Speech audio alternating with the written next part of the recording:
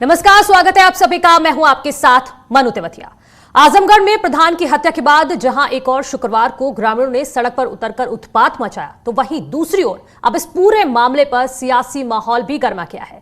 मायावती ने जहां बीजेपी सरकार को कटघरे में खड़ा किया है, तो मुख्यमंत्री ने पूरे मामले में सख्त कार्रवाई के आदेश देकर पीड़ितों को मुआवजे का ऐलान किया है। वहीं शुक्रवार की हिंसा के बाद आजमगढ़ फिलहाल शांत है और चप्पे चप्पे पर पुलिस के जवान तैनात कर दिए गए हैं।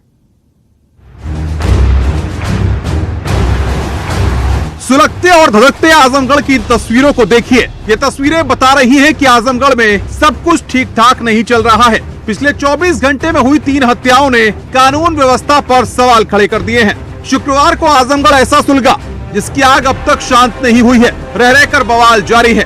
दरअसल आजमगढ़ के तरवा इलाके में बांसगांव के ग्राम प्रधान सत्यमेव जैते और पप्पू राम शुक्रवार को गाँव के बाहर एक निजी स्कूल के पास जा रहे थे। इसी दौरान गांव के ही रहने वाले और सत्यमेव के दोस्त विवेक सिंह और सूर्यांश दुबे उसे दावत के बहाने अपने साथ ट्यूबवेल पर ले गए। इसी दौरान किसी बात को लेकर तीनों में कहासुनी हो गई और दोनों दोस्तों ने सत्यमेव की गोली मारकर हत्या कर दी। हत्या के बाद बदमाशों ने दुस्साहस का परिचय देते हुए इसकी जानकारी खुद ग्राम प्रधान के घर वालों को दी और मौके से फरार हो गए। वहीं ग्राम प्रधान की हत्या की खबर जंगल में आग की तरह फैल गई। ग्रामीणों को घटना की जानकारी जैसे ही हुई, लोग आक्रोश में आ गए। ग्रामीणों ने सड़क पर उतरकर पहले रोड को जाम कर प्रदर्शन किया, फिर रात भर सड़क पर जमकर उत्पात मचाया। स्थानीय इतने आक्रोश में थे कि उन्होंने पुलिस की गाड़ियों में जमकर तोड़फोड़ की, साथ ही कई वाहनों को आग के हवाले कर दिया। पिछले 2 दिनों में ताबड़तोड़ 2 हत्याएं हुई हैं। काफी यहाँ पे लोग बेखौफ हो चुके हैं। किस तरीके से कार्रवाई की जाएगी कि आगे भविष्य में ऐसा कुछ नहीं हो। देखिए, कल जो घटना हुई थी उसमें 4 लोग हम लोगों ने गिरफ्तार कर लिया है। आज जो घटना हुई है इसमें भी 13 अपनी गिरफ्तारी कर ली है। आक्रोशित ग्रामीणों ने बोंगरिया पुलिस चौकी को आग के हवाले कर दिया। गुस्साए ग्रामीणों ने पुलिस कर्मियों पर पत्थरबाजी भी की। घटना की जानकारी मिलने पर अधिकारियों में हड़कंप मच गया, जिसके बाद मौके पर पहुंचे अधिकारियों ने हालात को नियंत्रण में करने के लिए लाठीचार्ज किया।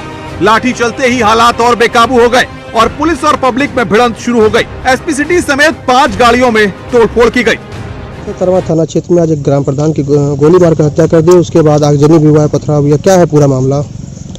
गांव बांसगांव पड़ता है तरवा थाने में। उसके प्रधान जी सत्यमेव जैते उनका नाम था। उनको पप्पू भी कहते थे। उनकी एक गांव में ट्यूबवेल के पास गोली मार के हत्या कर दी गई। अभी यहाँ पे स्थिति कंट्रोल में है और यहाँ पे अभी पूरी पुलिस तफ्तीश कर रही है और जैसी एफआईआर होती है इसमें तुरंत हम कार्रवाई करेंगे। कड़ी से कड़ी इसमें कार्रवाई करेंगे। माननीय मुख्यमंत्री जी द्वारा संज्ञान लिया गया है। वहीं पूरे मामले पर सीएम योगी आदित्यनाथ ने तत्काल कार्रवाई करते हुए थाना अध्यक्ष और चौकी प्रभारी को सस्पेंड करने और दोषियों के खिलाफ गैंगस्टर लगाने के साथ साथ एनएसए के तहत कार्रवाई करने के आदेश दिए।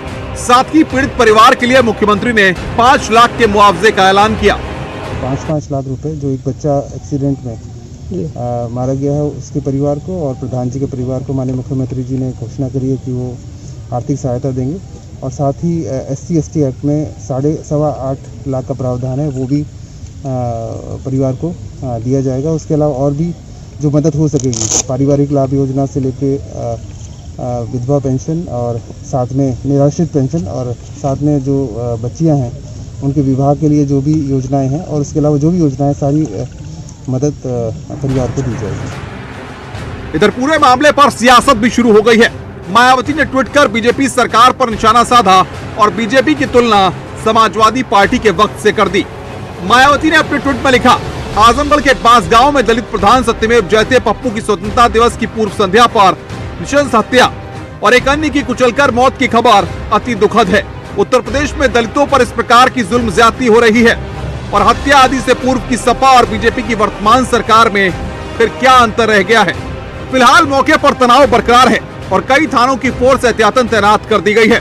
Team news 18। और आजमगढ़ में फिलहाल क्या स्थिति है, ये जानने के लिए सीधा अपने सहयोगी के पास चलते हैं। अभिषेक, बताइए क्या स्थिति है फिलहाल? जी मनु, बिल्कुल आपको बताना चाहेंगे, आजमगढ़ जिले में कल बासगांव पड़ता है जहां के प्रधान सत्यमेव जयते की गोली मारकर उन्हीं के दोस्तों ने हत्या कर दी थी, जिसके बाद वहां पर उनकी जो समर्थक होते हैं वो आक्रोशित हो जाते हैं और पुलिस पर पथराव कर देते हैं, आगजनी कर देते हैं, जिसके बाद वहां पर भारी संख्या में फोर्स पहुंचती है, किसी तरीके से हालत को काबू में करती है। आज वहां पर लोग अड़े हुए थे, उन्हें मुआवजे की मांग कर रहे थे, जिसे सीएम के आदेश के बाद 5-5 लाख रुपए के मुआवजे का जो है चेक जो है सौंपा गया है। उसके बाद जो है वो बॉडी का अंतिम संस्कार के लिए भेज दिया गया है। फिलहाल अभी वहां पिछले 24 घंटे से लगातार डीएम और एसपी अभी भी वहां डटे हुए हैं और तनाव को देखते हुए 10 थानों की पुलिस वहां पर तैनात कर दी गई है। साथ ही साथ अब इस पूरे घटना में सियासत भी शुरू हो गई है। एक तरफ बसपा सुप्रीमो मायावती ने योगी सरकार को अखिलेश सरकार से तुलना की है, तो साथ साथ आजमगढ़ के जो जिला प्रतिनिधि है, जिला इकाई है, वो वहां मौके पर पहुंचती है। और जी बिल्कुल अभिषेक, हम देख ही रहे हैं कि इस पूरे मामले पर अब सियासत भी शुरू हो गई। बहुत शुक्रिया आपका तमाम जानकारी के लिए।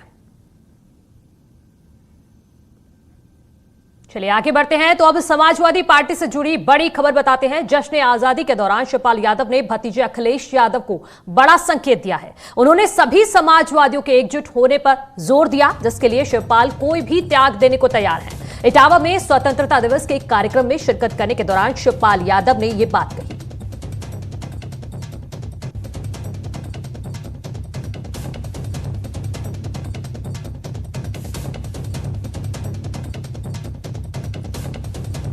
तो बड़ी खबर, शिवपाल यादव ने संकेत दिए हैं कि एक बार फिर से समाजवादी पार्टी और शिवपाल यादव की पार्टी एक हो सकती है।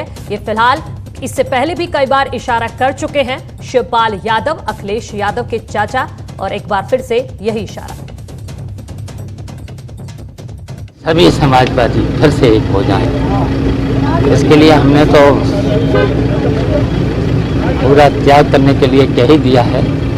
लेकिन हम जनता के बीच में अगर ऐसा नहीं होता है तो जब हम अपने प्रगतिशील के और जनता के बीच में जो जनता की राय है और जो जनता निर्णय रखेगी उस निर्णय को हम लेकर के 1922 की लड़ाई को भी लड़ेंगे। आगे बढ़ते हैं, खबर भदोही के ज्ञानपुर विधायक विजय मिश्रा की, जिनको मध्य प्रदेश के आगर मालवा से ट्रांजिट रिमांड पर लेकर भदोही पुलिस यूपी के लिए रवाना हो गई है। शुक्रवार को ज्ञानपुर विधायक को एमपी पुलिस ने हिरासत में लिया था। वो 8 अगस्त को दर्ज हुए मुकदमे को लेकर फरार चल रहे थे। विधायक के रिश्तेदारों ने ही मुकदमा दर्ज कराया था। विधायक पर संपत्ति हड़पने और मारपीट का केस दर्ज कराया गया था।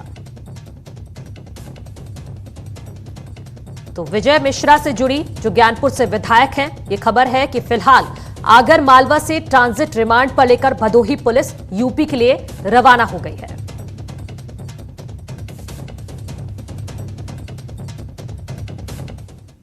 अब आपको बता दें कि आखिर भदोही विधायक विजय मिश्रा कौन है। ब्राह्मण बाहुबली विधायक की छवि है इनकी। ज्ञानपुर के निषाद पार्टी से विधायक हैं। 2002 में पहली बार चुनाव जीते थे। 2002, 2007 और 2012 में समाजवादी पार्टी के टिकट पर इन्होंने चुनाव जीता। 2017 में अखिलेश यादव ने इनका टिकट काट दिया। 2017 में विजय मिश्रा ने समाजवादी पार्टी छोड़ दी। 2017 में ही निषाद पार्टी के टिकट पर चुनाव लड़ा और जीत गए। कांग्रेस ब्लॉक प्रमुख से सियासी सफर की इन्होंने शुरुआत की थी। चलिए अब आपको बताते हैं कि आखिर विजय मिश्रा पर क्या आरोप है कि उन्हें मध्य प्रदेश के मालवा से गिरफ्तार किया गया। 8 अगस्त को विजय मिश्रा पर केस दर्ज किया गया। संपत्ति हड़पने और मारपीट का विजय मिश्रा पर आरोप है। रिश्तेदार कृष्ण मोहन तिवारी ने यह केस दर्ज कराया है। विजय मिश्रा, उनकी पत्नी, बेटे पर केस दर्ज कराया गया है। विजय मिश्रा पर कई जिलों में कुल 73 मुकदमे दर्ज हैं। मंत्री नंद गोपाल नंदी पर जानलेवा हमले का भी विजय मिश्रा पर आरोप है।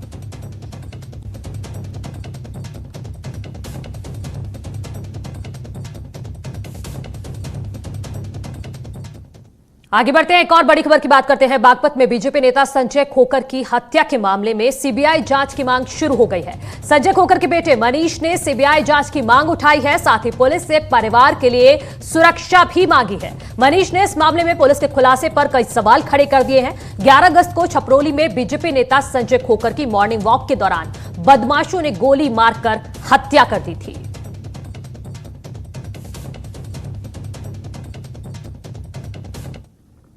थे जहां पर कुछ बदमाशों ने उन्हीं गोली मारकर हत्या कर दी। और हम पुलिस की कार्रवाई से बिल्कुल भी संतुष्ट नहीं है। पुलिस ने कब किसे कहाँ क्या किसे पकड़ा है हमें कोई जानकारी नहीं है, क्या पूछताछ हुई हमें इस चीज़ की भी जानकारी नहीं है।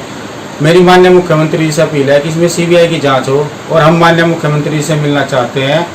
और ये हादसा मेरे परिवार के साथ जो हुआ है इससे मेरे परिवार बहुत डरा हुआ है और ये हादसा कल हमारे साथ भी हो सकता है और हमें पुलिस प्रोटेक्शन की सख्त जरूरत है।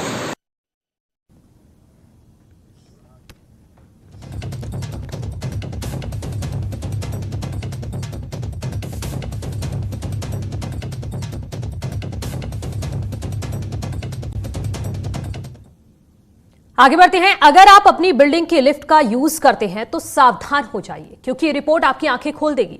क्योंकि गाजियाबाद के मुरादनगर से जो खबर आई है वो बेहद ही चौंकाने वाली है।